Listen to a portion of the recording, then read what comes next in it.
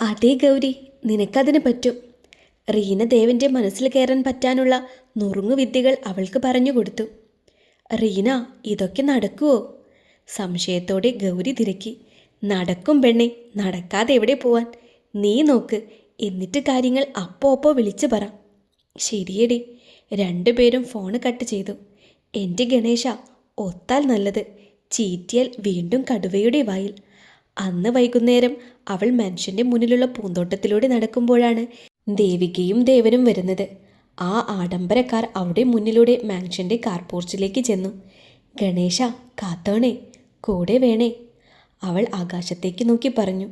ദേവൻ കാറിൽ നിന്നും ഇറങ്ങി. അവൾ ഓടിച്ചെന്ന് ദേവൻ്റെ കയ്യിൽ നിന്നും ഫയൽ വാങ്ങി. അവളുടെ പെരുമാറ്റം കണ്ട് ദേവൻ അന്തം വിട്ട് നോക്കി. എന്താ ദേവേട്ടാ, പോകുമ്പോൾ പറയാതിരുന്നത്? ദേവിക അവനെയും അവളെയും മാറി മാറി നോക്കി. ദേവേട്ടൻ? അത് ഞാനാണല്ലോ. അവനൊന്ന് പിറുപിറുത്തു. പറ. അവൾ കൊഞ്ചിക്കൊണ്ട് വീണ്ടും തിരക്കി. ദേവൻ ദേവികയെ ഒന്ന് നോക്കി.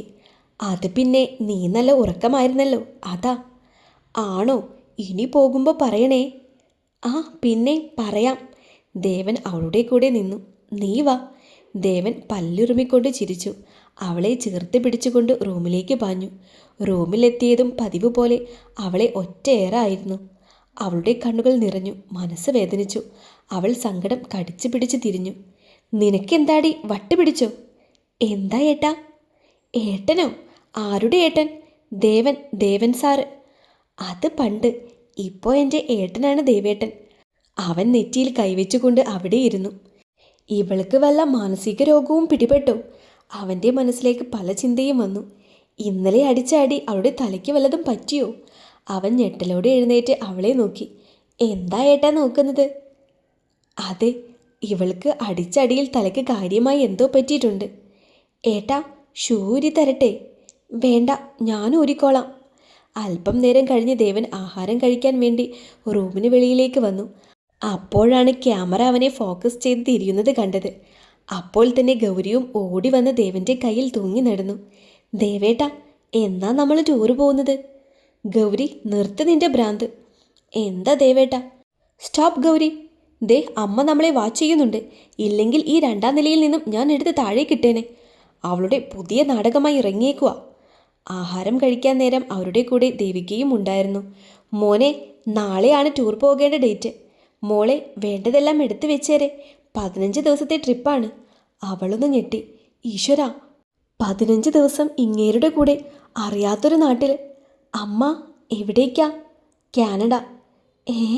കാനഡയോ? എന്തേ, മുമ്പ് പോയിട്ടുണ്ടോ? ഇല്ല, ചോദിച്ചതാ. അമ്മയ്ക്കും കൂടെ വന്നൂടെ? ദേവൻ തിരക്കി. ഓഫീസ് കാര്യങ്ങളപ്പോൾ ആര് നോക്കും? നിങ്ങൾ പോയിട്ട് വാ. രാത്രി ഉറങ്ങും മുന്നേ സാധനങ്ങൾ ഓരോന്നായി അടക്കി വെച്ച് ഗൗരി ദേവൻ്റെ അടുത്തേക്ക് ചെന്നു. ഞാൻ വേണേൽ എങ്ങോട്ടേലും മാറിക്കോളാം. ഏട്ടൻ പോയിക്കോ. എങ്ങോട്ട് മാറാൻ? എന്നോടൊപ്പം യാത്ര ചെയ്യാൻ ബുദ്ധിമുട്ടുണ്ടേൽ. നിന്നോടൊത്ത് ഒരു റൂമിൽ കിടക്കാൻ ബുദ്ധിമുട്ടുണ്ടായിട്ടും നിൽക്കുന്നില്ലേ? അതുപോലെ തന്നെ. ആയിക്കോട്ടെ. പിന്നെ ഈ ഏട്ടാ കൂട്ടാ എന്നൊന്നും വിളിക്കരുത്, എനിക്കിഷ്ടമല്ല. എനിക്കിഷ്ടമായേട്ടാ. എവിടുന്ന് കിട്ടി ഇതിനെ? ദേവൻ തന്നെ മുകളിലേക്ക് നോക്കി തിരക്കി. പിറ്റേന്ന് രാവിലെ 5 മണിയോടെ മാൻഷനിൽ നിന്നും അവർ എയർപോർട്ടിലേക്ക് യാത്രയായി. ഗൗരിയുടെ മുഖം ആകെ വിളറി വെളുത്തിരുന്നു. എന്താ ഇത്ര പേടി? ഞാൻ ആദ്യമായിട്ടാ വിമാനത്തിൽ. നിന്റെ ഭാഗ്യമാണെന്ന് കരുതിക്കോ. അതും ഈ ദേവൻ്റെ കൂടെയുള്ള ട്രിപ്പ്. നിന്നെപ്പോലുള്ള കോളനികൾക്ക് ഒന്നും സ്വപ്നം പോലും കാണാൻ പറ്റില്ല ഇതൊന്നും. അവളുടെ കണ്ണുകൾ നിറഞ്ഞു. റീന പറഞ്ഞതുപോലെ അവൾക്ക് ചെയ്യാൻ പറ്റുമെന്ന പ്രതീക്ഷ ഓരോന്നായി ചോർന്നുപോയി. ഗണേശ, ഈ കടുവ എന്നെ സ്നേഹിക്കില്ല. എൻ്റെ അമ്മയുടെ കണ്ണുനീർ കണ്ടിട്ട് നിനക്ക് മതിയായില്ലേ? താൻ വരുന്നില്ലേ? ഒരുപാട് അകലം ചെന്ന ദേവൻ അപ്പോഴാണ് അവളെ ശ്രദ്ധിച്ചത്. അവൾ ഇപ്പോഴും അവിടെ നിൽക്കുകയാണ്. വരുന്നു. അവൾ കയ്യിലുള്ള ബാഗും വലിച്ചുകൊണ്ട് അവൻ്റെ അടുത്തേക്ക് ഓടിച്ചെന്നു. ഒരു കാര്യം പറഞ്ഞേക്കാം. അവിടെയും ഇവിടെയും നിന്ന് തിരിയരുത്. നിന്നെ തിരിച്ച് മാൻഷനിൽ എത്തിക്കാനുള്ളതാണ്. അവൾ തലയാട്ടി.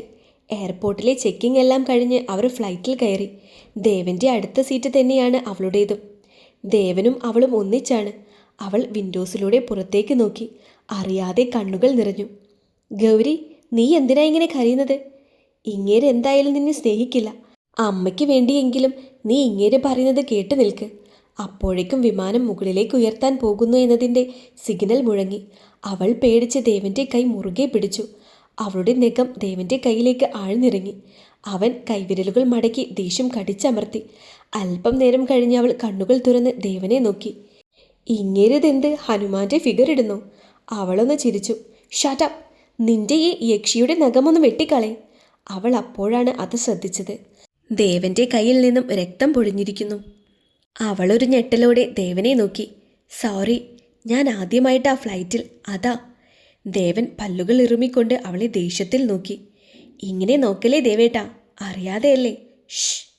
ദേവൻ അവൾക്ക് നേരെ നോക്കിക്കൊണ്ട് പറഞ്ഞു. അവളൊരു ദീർഘശ്വാസം വലിച്ചുവിട്ട് പുറത്തേക്ക് നോക്കിയിരുന്നു. ഗണേശ, ഇപ്പോൾ കടിച്ചു തിന്നേനെ. അവൾ പുറത്തേക്ക് നോക്കി ഓരോന്ന് ചിന്തിച്ചു. കാര്യമായ ഒന്നുമല്ല, അവളുടെ പൊട്ട ബുദ്ധി ഓണായി. ഗണേശ, ഈ വിമാനത്തിൻ്റെ ഡ്രൈവർ ഞാനായിരുന്നേൽ ഇങ്ങേരെ ഒന്ന് പേടിപ്പിക്കാമായിരുന്നു. അയ്യോ പ്ലീസ് ഗൗരി, എന്നെ രക്ഷിക്ക് എന്നൊക്കെ പറഞ്ഞ് ഇങ്ങേരെ കരഞ്ഞു മെഴുകിയേനെ. അവൾ ഒറ്റയ്ക്കിരുന്ന് ചിരിക്കുന്നത് കണ്ട് ദേവൻ അവളെ തന്നെ നോക്കി. അവൾ തിരിഞ്ഞ് ദേവനെ നോക്കുമ്പോഴാണ് അവൻ അവളെ തന്നെ തുറച്ചു നോക്കുന്നതായി കണ്ടത്. അവൾ പെട്ടെന്ന് മുഖം തിരിച്ചുകൊണ്ട് കണ്ണടച്ചു. എൻ്റെ ഗണേശ, ഇങ്ങേരെ എന്നെ തന്നെയാണല്ലോ നോക്കുന്നത്. അയ്യോ, ഇനി അവിടെ എത്തും വരെ അങ്ങോട്ടേക്ക് നോക്കണ്ട. അല്പനേരം കഴിഞ്ഞപ്പോൾ എയർ ഹോസ്റ്റസ് അവരുടെ അടുത്തേക്ക് വന്ന് ഹെൽപ്പ് എന്തെങ്കിലും വേണോ എന്ന് തിരക്കി. ദേവൻ അവരോട് ഒരു ടീ ആവശ്യപ്പെട്ടു. അവൾ ദേവനെയൊന്ന് തോണ്ടി. എന്താ? ദേഷ്യം പിടിക്കല്ലേ ദേവേട്ട, എനിക്കും വേണം ചായ. അവൻ 2 ചായ പറഞ്ഞു. അങ്ങനെ ഒരുപാട് നേരത്തെ യാത്രയ്ക്ക് ശേഷം അവർ കാനഡയിലെത്തി. എൻ്റെ ഗണേശ, എന്ത് തണുപ്പാ. അവൾ ദേവൻ്റെ കൂടെ തന്നെ നടന്നു. ഇപ്പോൾ ഇവിടെ തണുപ്പ് സീസണാണ്. ഓഹ്, എനിക്കറിയില്ലായിരുന്നു. ഞാൻ കരുതി ഇതൊക്കെ തീക്കട്ടയാണെന്ന്. ഗൗരി മനസ്സിൽ പിറുപിറുത്തു. എന്താ? ദേവൻ അവളോട് ചോദിച്ചു. ഒന്നുമില്ല, ഞാനൊന്നും പറഞ്ഞില്ല. എന്നാ വാ, അതാണ് നമുക്ക് പോകാനുള്ള വണ്ടി. ഇനിയും ഇരുന്ന് പോണോ? എന്തേ, പറ്റില്ലേ? എനിക്കിപ്പോൾ തന്നെ നടുവേദനിക്കുന്നു. റൂമിലെത്തിയിട്ട് കിടന്നോ? അല്പം ദൂരമേ ഉള്ളൂ. എങ്കിൽ നമുക്ക് നടന്നു പോകാം. വിഡ്ഢി, ഇപ്പോൾ മഞ്ഞ് വീഴുന്നത് കണ്ടില്ലേ? റോഡ് മുഴുവൻ മഞ്ഞാണ്. ദേവൻ ദേഷ്യത്തിൽ പറഞ്ഞു. അവൾ പേടിച്ചുകൊണ്ട് കാറിൽ കയറി. അല്പനേരത്തിനുള്ളിൽ അവർ റൂമിലെത്തി. അവൾ റൂമിലെത്തിയതും ബെഡിലേക്ക് ഒറ്റ കിടത്തമായിരുന്നു. എന്താ നീ ഈ കാണിക്കുന്നത്? ദേവൻ ഉച്ചത്തിൽ ചോദിച്ചു. അവൾ പെട്ടെന്ന് ഞെട്ടി ബെഡിൽ നിന്നും എഴുന്നേറ്റു. ദേവനെ നിറകണ്ണുകളോടെ നോക്കി. വീട്ടിലെ പോലെ തന്നെയാ ഇവിടെയും. നീ അവിടെ സോഫയിൽ, ഞാൻ ബെഡിൽ. സാർ, നല്ല തണുപ്പാ. ഇങ്ങനെയാ സോഫയിൽ. ഓക്കെ, നീ ബെഡിൽ കിടന്നോ, ഞാൻ അവിടെ കിടന്നോളാം. അവൻ്റെ ദേഷ്യത്തോടെയുള്ള സംസാരം അവളെ വല്ലാതെയാക്കി. ഇങ്ങേരെന്താ ഇപ്പോഴും എന്നോടിങ്ങനെ? രാത്രിയായതോടെ തണുപ്പ് കൂടി വന്നു. അവൾ ബെഡിൽ മൂടി പുതച്ച് കിടന്നു. എന്നാൽ ദേവന് ആ സോഫയിൽ പറ്റുന്നില്ലായിരുന്നു. സോഫ ജനലിൻ്റെ ഭാഗത്തായതുകൊണ്ട് നല്ല തണുപ്പ് റൂമിലേക്ക് കയറി വരുന്നുണ്ടായിരുന്നു. രാത്രി ഏറെ ആയതോടെ ദേവൻ പതിയെ ബെഡിലേക്ക് കിടന്നു. എന്നാൽ ഗൗരി ഇതൊന്നും അറിഞ്ഞതുമില്ല. ഉറക്കത്തിലെപ്പോഴോ ദേവൻ്റെ കാലിന് മുകളിൽ ഗൗരിയുടെ കാലുകൾ വന്ന് തട്ടി. തണുപ്പിൽ ഒരു ചെറുചൂട് അവനെ സമാധാനിപ്പിച്ചു. എങ്കിലും അവളോട് വല്ലാത്ത വെറുപ്പും ദേഷ്യവുമായിരുന്നു അവന്. അവളുടെ കാലിനിട്ട് ദേവൻ ആഞ്ഞു ചവിട്ടി. ആ ചവിട്ടിൽ അവൾ ഉണർന്നു. ആ അമ്മേ! അവൾ അലറി. എൻ്റെ ദേഹത്താണോ കാല് കൊണ്ടുവന്ന് വെക്കുന്നത്? അങ്ങ് മാറ്റി വെക്കടി, ദേവൻ ദേഷ്യത്തിൽ പറഞ്ഞു.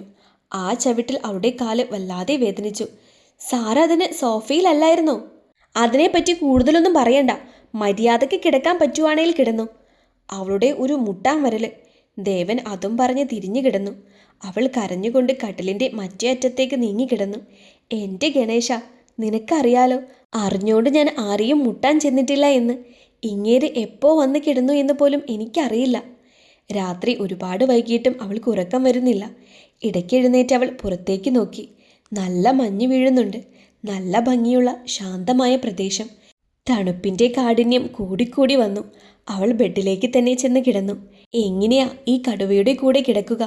ഒന്ന് തട്ടിയാൽ ഇങ്ങേരെന്നെ തട്ടും. ഓ വയ്യ ഗണേശ, വീട്ടിൽ തന്നെ കിടന്നാൽ മതിയായിരുന്നു. എങ്ങനെയോ നേരം വെളുപ്പിച്ചു എന്ന് തന്നെ പറയാം. രാവിലെ തന്നെ ദേവൻ ഗൗരിയെയും കൂട്ടി ഫുഡ് കഴിക്കാൻ ഒരു റെസ്റ്റോറൻറ്റിലേക്കാണ് പോയത്. അവിടെയുള്ള ചില സാധനങ്ങൾ ദേവൻ ഓർഡർ ചെയ്തു. ഇത് കേട്ടപ്പോൾ അവളും വലിയ എന്തൊക്കെയോ പ്രതീക്ഷിച്ചു. വന്നപ്പോഴാണ് പച്ചമീൻ, ഹാഫ് എഗ്ഗ്. അവൾ മുഖം ചൊളിച്ചുകൊണ്ട് ദേവനെ നോക്കി. കഴിക്ക്, അവൻ ദേഷ്യത്തിൽ പറഞ്ഞു. എനിക്കിതൊന്നും വേണ്ട, എനിക്ക് ദോശയോ പുട്ടോ മതി. അതെ, ഇത് നാട്ടിലെ തട്ടുകടയല്ല. ഇവിടെ ഇതേ ഉള്ളൂ. ശരിയാ, ഇങ്ങനെ വാങ്ങിത്തരുന്നത് തിന്നാം. ഇല്ലെങ്കിൽ പിന്നെ പട്ടിണിയാവും. മൂക്കത്താ ശുണ്ടി. അവൾ മുന്നിലിരുന്ന സാൽമൺ എടുത്ത് ടെസ്റ്റ് ചെയ്തു. അയ്യേ, അവൾക്ക് അതിൻ്റെ രുചിയൊന്നും തീരെ പറ്റിയില്ല. ഇതെങ്ങനെയാ തിന്നുന്നത്? അങ്ങോട്ട് കഴിക്ക് ഗൗരി. അവൻ നോട്ടം കൊണ്ട് അവളെ പേടിപ്പിച്ചു.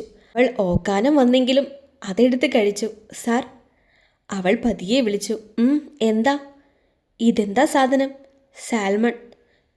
സൽമാനോ? അങ്ങനെ മീനുണ്ടോ? സൽമാനല്ല, സാൽമൺ. ഓ, അറിയോ?